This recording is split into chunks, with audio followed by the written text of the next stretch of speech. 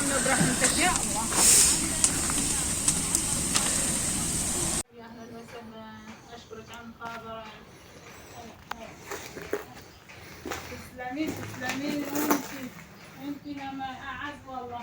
اهلي ما شايفتكم انت شايفتك، والحمد لله. هاي الحمد لله كنا اهل وخوات ما كنت الله قريب بيناتنا. الحمد لله.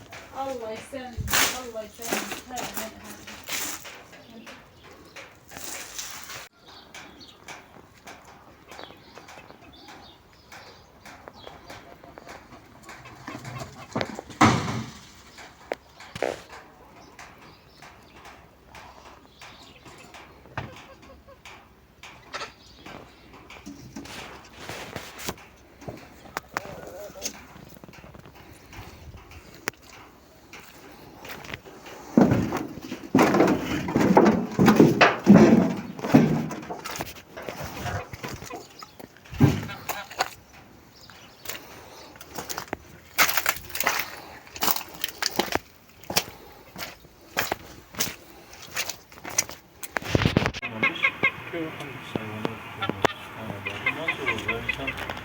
Ben ocağım falan yakılıp bakmıştım. Ben de şey fotoğraf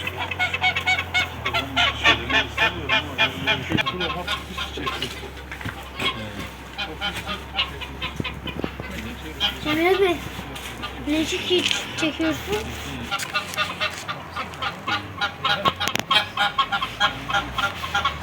Son zamanlar kimseyle tamamen ilgili bir şey yapıyorum.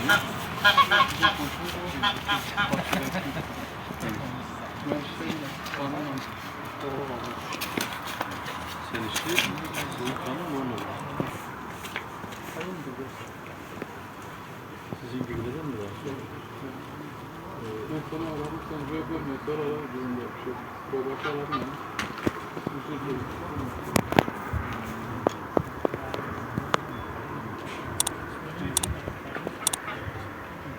Ne zaman?